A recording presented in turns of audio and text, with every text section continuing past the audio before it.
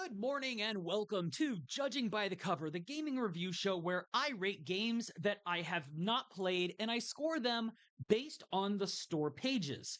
Now, today we are going back to nature, continuing on the theme of this month since last month got very depressing with Dystopian Month.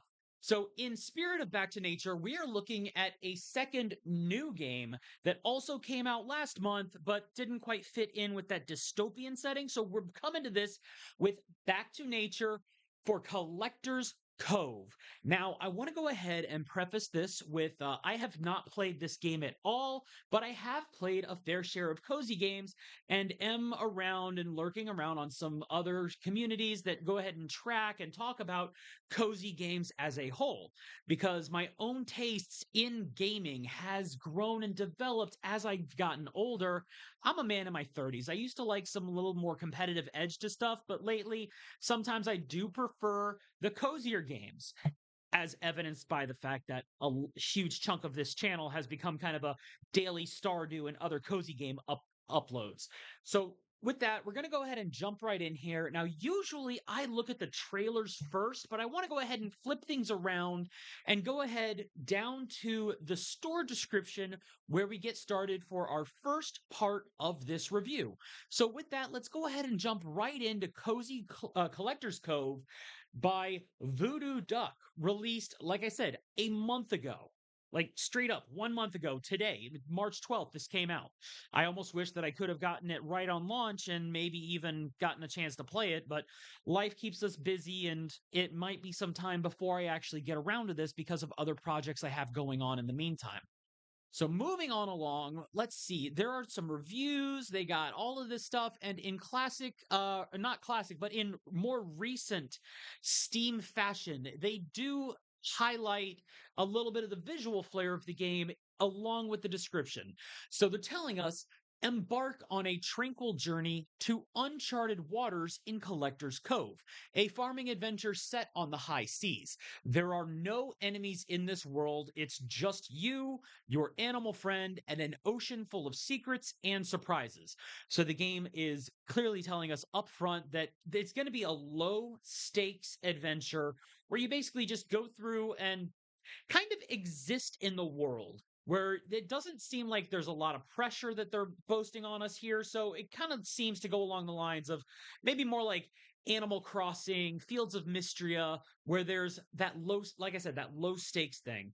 Fae Farm kind of had a similar feel to it, especially with the visual aesthetic, where there was some conflict, but it was all very friendly resolutions with how that conflict went. You grow a flourishing floating farm, cultivate rare crops, and reel in elusive fish. Discover new islands and climate zones, each with its own collection of unique local flora. Fill in your collector's compendium, craft items, and personalize your ship, transforming it into your own home. Learn how you gather enough rare crops and fish. You might even rise to the ultimate rank named collector. So they are giving us quite a bit to go on here with, quite frankly, a very adorable, like dinosaur-esque aquatic creature here. You got your crop watering, your fishing, very simple. It looks very simple for what they're going. Like they wanted to deliver ideally a relaxed experience. And best of all, you don't journey alone. Your animal friend will come along for the ride. Strengthen your bond, customize her with accessories, unlock new interactions, and grow together as you venture onwards. And the kind of visual they give here, where the ship is kind of like riding on the creature's back, frankly looks adorable and honestly seems like a little bit of a creative take on this kind of game. The key features include farming. You cultivate your own farm on the deck of a ship surrounded by the open sea. You discover by sailing across uncharted waters and forage on unseen islands. Collect. You find rare crops and fish on your quest to fill in every page of the collector's compendium. for the kinds of Pokemon players out there whose main objective is to collect everything, if you want to go for that kind of completionist thing, it seems like that's exactly what they're going for here. Befriend, you forge a bond and customize your trusty animal friend who can lend a fin whenever needed. And personalize, craft useful items from foraged materials and transform your boat into your own home. Honestly, it looks really good for what they're promising there. So, with that, let's go ahead and rewind here on the front of this and take a look at the trailer. Now, the trailer that they give us is only a single 90-second trailer where you see your sea creature, your boat, you see a little bit of the island and nature paradise that is in store here. A few different shopkeepers that seem to have their own boats or their own areas that you meet along the way. You are basically harpooning and gathering up ocean, like these crates out of the ocean to get some resources. That kind of reminds me of from what I've seen in like those raft games where you try to collect and salvage resources that are just floating in the ocean so that you can like build up and expand your raft to, survive while you're out there. Although this seems to take away the survival aspect and make it that very relaxed experience, that cozy experience. Now, it does seem like there's a little bit of whimsy and magic with the islands and the world, which does look good. The character customization and the outfits, they are frankly adorable. They do not look overly complicated or too, well, how to describe it? It doesn't look like there's a whole lot of depth to the character's customization, but there is enough there to give you something where you can feel like you are making yourself as you want to be. All of that in just a simple 90-second trailer. Now, I will say that as far as the trailer goes, the sound is very muted on the trailer and it is a little hard to hear. So it seems like they really didn't put their best foot forward as far as the sound design and the audio of the trailer to get me invested in what I might be listening to with the game. Now, I know some people when they play games, they might not always keep the audio on. My wife in particular, she prefers to play with the audio off because she'd rather be watching or listening to something in the background while she's enjoying her game. Me, on the other hand, sometimes I'll listen to something in the background, but other times I do want to hear the game's sound and the game's audio so that I can just kind of enrapture myself in that world. So I do wish that the trailer did have a bit more of a robust showcase of the audio. But visually and thematically, it does look like it's doing its job as far as showing what the game is going to look like. And with that, we also have looks like 10 screenshots outside of the trailer. Now, most of these are things that you also see on the trailer. You have your player character hugging your sea creature, and you see this sea creature, they put on some antlers and ears there, so it's not just the flat top. You do get to customize and dress up your sea creature as well. We see all sorts of crops here out on the boat. In addition to, now you can see on the left side of the screenshot, you have your sea creature directly under the boat, the head popping out here. So then what's this one over here? Other characters and other sea creatures are out there on the ocean too. So there are going to be interactions. I don't think this is a multiplayer thing. It might be solely a single player experience. And these could be like some shopkeep or other NPCs that kind of guide you and direct you or trade with you in some way. At least that's the vibe I'm getting here. We do see a shot of the fishing here where it has a mouse click as a reeling button. So the reeling might be hopefully not too wonky to take away from the cozy vibe, but it does look like it's probably the kind of situation I've seen games like Stardew Valley, you try to keep the fish like in the bar. Other games will have you just push the button and you reel in the fish automatically. Whereas other ones, I think Summer and Mara had it where you would cast your line to fish, and then you'd have to like reel in and try not to let your fishing line turn red. And the way this looks seems like it might be in that kind of vein. Now, whether or not that is the actual case, I'm not sure. This is just kind of what the screenshot is communicating to me. also based on experiences that I've had in other games of this variety.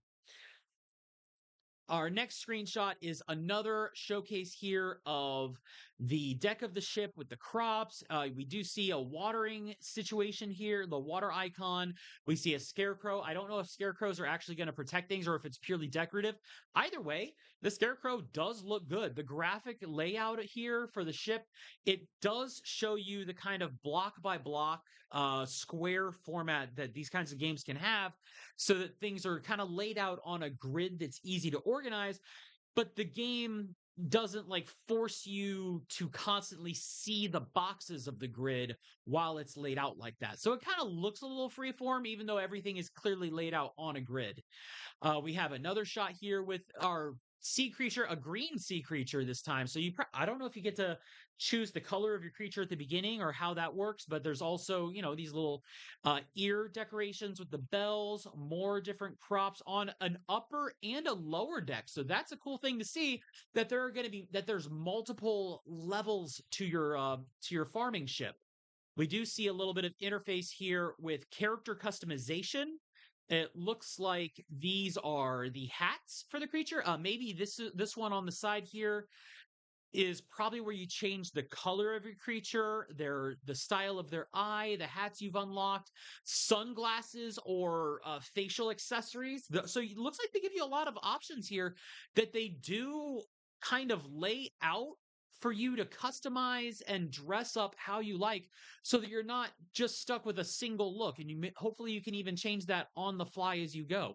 They do even show on the screen you have the Q and the E buttons here, so at least for mouse and keyboard controls, the screenshots are showing you that there is plenty of on-screen heads-up display, the HUD, if you will, that tells you what buttons are going to do what. So for players that are paying attention to the screen, you can see a lot of the controls and information, so that you're not like kind of left guessing what buttons you're supposed to push. Like J for the quests. I'm sure if you're using a controller, it probably shows different buttons on there. You got your inventory, your journal, you got basically everything laid out very clearly on the screen along the edges while you're catching a pixie fish, apparently. Next up, we have Uncle Gary shown as an NPC here, where he's kind of a shady looking character that's like whispering as if to trade with you. That is common dialogue that's used in games for like shopkeep or trading characters. So we have that to go as well. You earn the gold and you can actually spend it to buy things from other people on the seas. Then we have this one statue here, this frog statue. Now, we did see in the trailer there were a few there was some statues floating around. There was like a graveyard where you seem to guide a spirit back to its grave in one of the in or at one point in the trailer. So it looks like they do offer like quite a bit of little whimsy and magic to the world as well, on top of just that. And they even show us the inside of the cabin and how it's decorated and laid out with a little bit of a raised platform for some displays. You got your bed, your dresser, your bookshelf, all kinds of decorations. I imagine there's probably also different flooring and wallpaper that you can decorate with, in addition to making all sorts of different furniture. Now, this furniture display does look very, I don't want to say flat, like things stand out well enough, but everything kind of fits a singular theme, which decoration wise does make sense, that they want to showcase how you can make a cohesive decoration. But I almost wish that the screenshot would show more different kinds of textures on the furniture, like different wood types, or maybe you make some out of stone or use certain crops or plants to make other kinds of furniture. It might be just a neat little thing to see apart from just that single thing in the screenshots. So, with that said, we've gone through the description, the trailer, and the screenshots. So, we need to break down our total analysis of the game. Graphically, the 3D graphics do look good. They are simple, colorful, vibrant, and honestly, they don't need to be this hyper realistic, photorealistic thing. It is very much the kind of cartoon vibe where the fish do appear a little almost template esque, I guess. with like very similar body shapes. But then again, they are fish. So maybe there's other like more physical variety to some more rare fish. But the fish, they even though they do look kind of like they were made from a similar template, they do look like they've decorated them and made them with a little bit of the whimsy and sense outside of just your regular, sea bass, barred knife jaw, or the same fish that you see in every game set in the real world. Same with the crops. There are crops that do look very. Oh, now here's something in the trailer. Like I was saying, the screenshot showed very little in the variety of decor for your cabin, but it does look like they offer more in the trailer. So that looking at both, you do get a little bit of a sense of more variety, more color, and like I said, more vibrance to the game, which honestly looks like a very heartfelt expression from the creators for something that they put their heart into making. I will say it does not look like it's nearly as complicated or robust or anything of that sort as like Minecraft or Stardew Valley, even though they also have very simple graphic designs. But at the very least, it does look like they deliver on what they promise very well. The store page is laid out pretty well, pretty good. They give you the key points that they want to emphasize on the game. With a lack of combat, you can focus on just living day to day and enjoying the world. Yes, there is a profit driven motive and earning gold with your crops and everything, but at the very least, it seems like there is very little pressure to rush anything. And that is something that I see in online communities when it comes to games like Stardew Valley or Fae Farm or Fields of Mystria. I constantly see people in those communities saying like that they feel like other players are progressing faster than them. And the thing that I constantly see other people comment, and sometimes I'll comment as well in those discussions, saying the first thing you need to do when you're enjoying the game is not compare your progress to other people. And this seems like the kind of game that even emphasizes that so much more, with taking all of that pressure off the player to where, you do have a kind of progression. Maybe there's ways to expand your ship or increase your farm plots to make different kinds of furniture, but everything in the game that you discover and that you can craft is ultimately meant to be an expression of yourself. And the way that the game is laid out in its graphics, its presentation, even it's almost lacking sound design as far as the trailer is concerned. It does look like they wanted to be as relaxed as possible to emphasize to the player, slow down.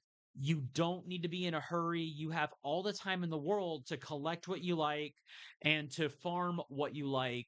Just go day by day and be a friend with your giant sea monster that's toting your ship around.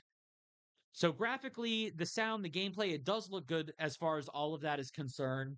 I do like that they emphasize. Now, we don't see a whole lot of the in-game menus for the items, like how much storage space you have, but they do show you so much of the screen that shows you your day, like what day it is, what time it is, how much money you have, to the point where there's even little control markers along the edge of the screen so that you're not left wondering or trying to memorize some esoteric controls, especially if you're the kind of player that hops from one game to another constantly, where all those games have different control schemes.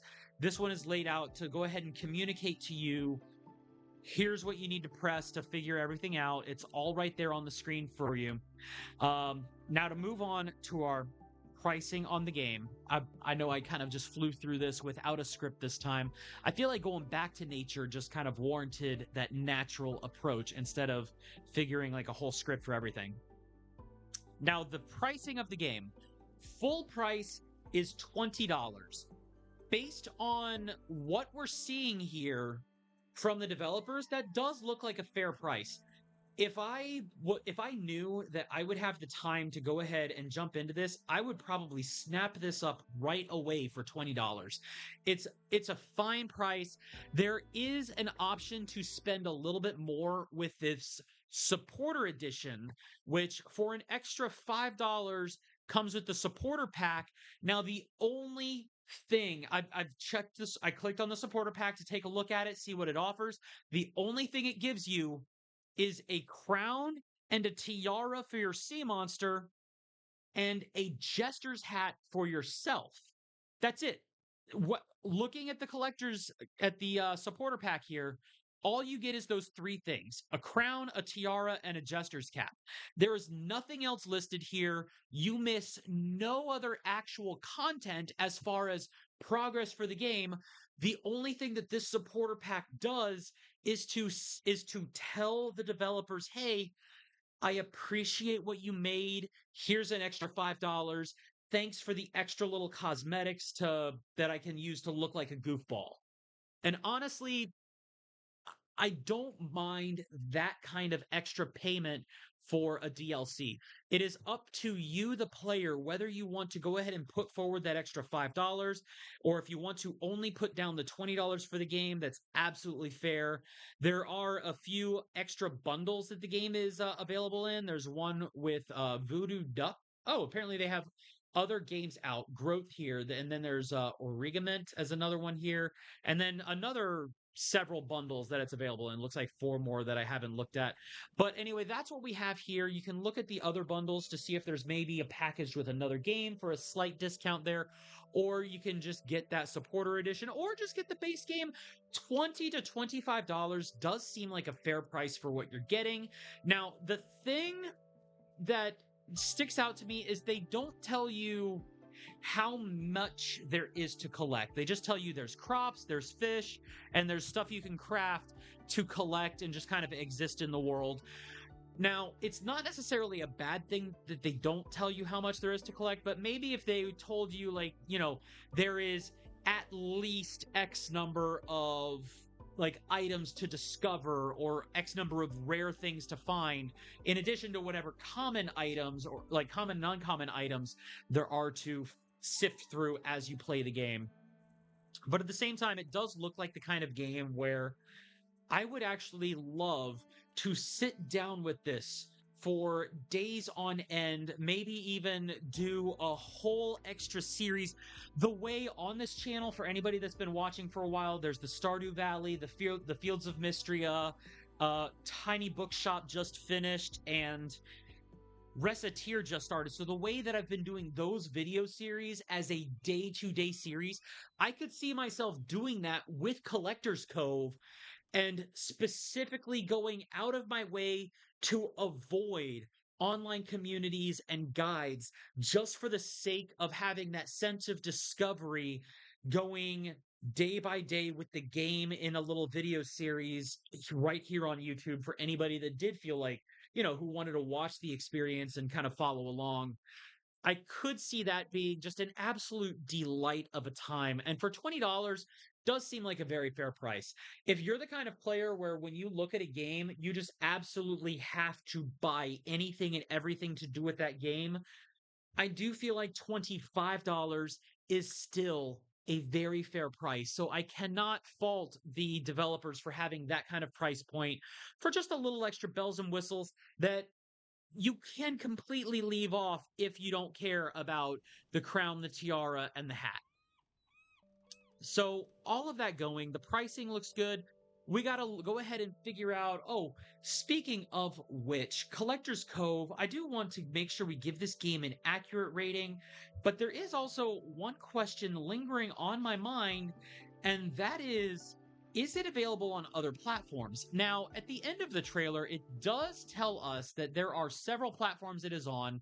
It is on the Epic Game Store, it's on Steam, which is this page we're looking at here, PlayStation 5, Nintendo Switch. It is on all those platforms, basically everything except Xbox, it looks like. That's kind of interesting, I guess. But anyway, I do have the Nintendo Switch as well. So, Collector's Cove. Collector's Cove? Well, let's just look up collectors. It should be right up there at the top with recent stuff. And there you are. It is the same price on the Switch. $20 on the Switch, which for, a handheld device, if you have a Steam Deck or a Switch, this is also the kind of game that would just go great on a handheld device to just sit there as long as the performance, functions well and functions correctly on the Switch. And it looks like the Switch even has all of the exact same information, the same exact trailer, the same screenshots, along with the same supporters pack. No price difference. So you're not really missing out on any kind of special deal or bonus if you don't get it on the Switch, if you get it on PC instead, or if you do get it on Switch. Basically, it does seem to be that, they kept it consistent. They keep the experience there. They're not doing exclusive content for one console or another. So with that, that's our store differences. We got to get into our formal rating for this game.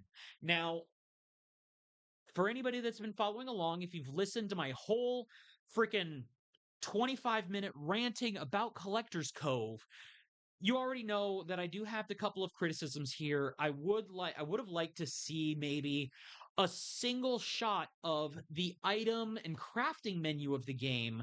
We do see the decorative like the placement tiles and everything in the cabin. We do see some of the placement mark cursors on the deck of the ship. But if we could see, like, even just a brief snippet of the crafting and item menu, that would be nice. We do see the cosmetic menu for character creation and for the creature customization. So we do have some of that going for us.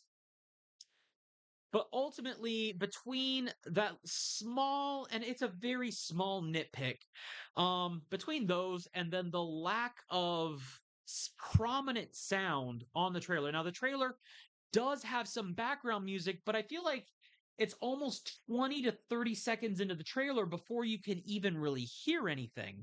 It's very faint and low key on the sound presentation. So that's going to mark down a little bit for my final rating based on the store page. Collector's Cove looks like an excellent value for $20 for the kinds of players who want that cozy experience. For the kinds of players who maybe want something that might be a little more relaxed than Stardew Valley, something similar along the lines of Animal Crossing or Cozy Grove, something along those lines, or if you want something that's maybe a little more reserved than Pokopia or Tomodachi Life, it does look like it's an excellent value for that $20 to $25, which is why this game is getting my rating of 8 out of 10. And mind you, that is a very positive 8 out of 10. It's just a couple of points marked down, mostly for the lack of sound in the trailer and a little bit for the lack of extra menu display.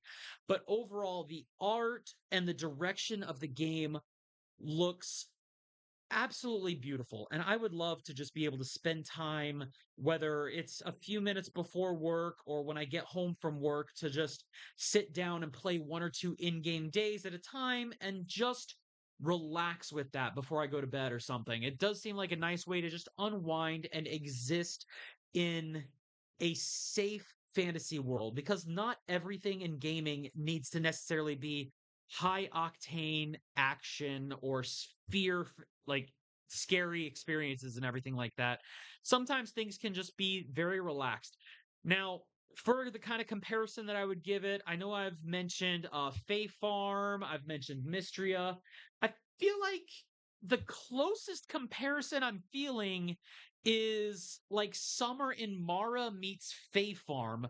The way that you have these planting plots on your boat, or maybe more like Summer in Mara's atmosphere, but with the farming on the ship that you have in Spiritfarer, but without the looming like afterlife and like end of life trauma that comes with that.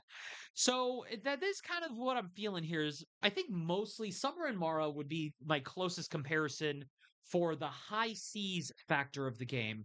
Um, as far, and again, this is just the impressions that I'm getting on the store page. I have not played this game. I have not even seen gameplay footage of this outside of the 90-second trailer. So this is the kind of thing where I might even look into a little bit, see if there's somebody streaming on Twitch or see what people are saying in the cozy games communities, because I have seen a little bit of hype for this, just not a whole lot, which for how the game looks and for its fair pricing, I feel like it deserves a little more attention. And if there's anybody out there who has played it or who is looking into it, if I've influenced your decision, hey, let me know what you guys think down below. This is the kind of game that, depending on how my time opens up within the next few weeks, this could be something that I see myself purchasing as well if I can put down my other recording projects and put down Stardew Valley for a change. Because sometimes you just get so caught up in a game that is safe and familiar that you might miss out on some other new, just absolutely lovely experiences. And I think, based on what I'm seeing, Voodoo Duck looks like they really put a good product out based on what I'm seeing on the store page. Now, if there's people out there who have played it and the game is somehow garbage as far as performance, also let us know in the comments, or if there's other issues that you've had with it. That is something that I would also like to know, because this entire judgment is based on what we see and what's presented to us on the store page. Although, based on what I'm seeing here, it does seem that it is very positively received. Without even having read the reviews, it just says very positive right there on the side of the screen, right there above us, above my head. But anyway, thanks everybody for tuning in today. We have a couple of more games to look at for Back to Nature, where I haven't decided on next week's, but later in the month we will also be looking at another new game that hasn't even come out yet, as far as I'm aware. So I do look forward to seeing you, and hopefully, if there's other game recommendations that you'd like to see us review, whether it's new games or old games, I do like looking at games from all across gaming, no matter how old or new it is. If I haven't played it, it's fair game for this show.